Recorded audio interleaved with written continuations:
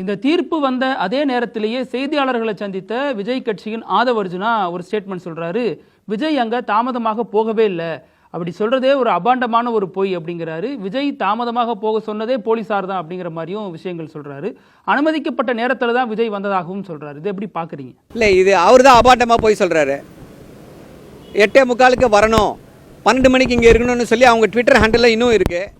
ஆதவ் அர்ஜுனாக்கு படிக்க தெரியாதா தமிழ்? இல்லை ட்விட்டரில் கணக்கு இல்லையா அவருக்கு? ட்விட்டரை டிலீட் பண்ணிட்டு போனதுலேருந்து ட்விட்டர் பக்கம் வரது இல்லையா அவர்?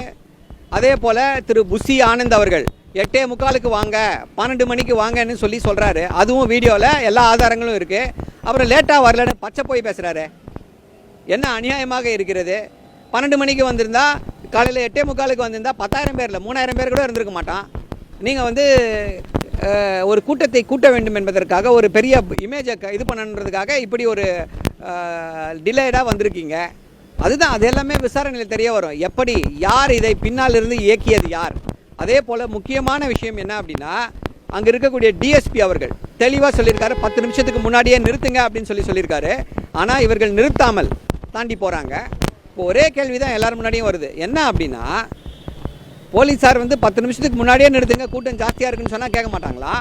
அதே போலீஸார் இல்லை நீங்கள் இங்கேருந்து கிளம்பி போயிடுங்க அப்படின்னா கிளம்பி போயிடுவாங்களாம். அப்போ என்ன நாடகத்தை இவர்கள் இங்கே நடத்தி கொண்டு இருக்கிறார்கள்? இவங்களுக்கு வேணும்னா போலீஸ் சொல்கிறத கேட்பாங்க, இவங்களுக்கு வேண்டாம் அப்படின்னா போலீஸ் சொல்கிறத கேட்க மாட்டாங்க. ஆனால் பழியை போலீஸார் மேலே போடுவாங்களா?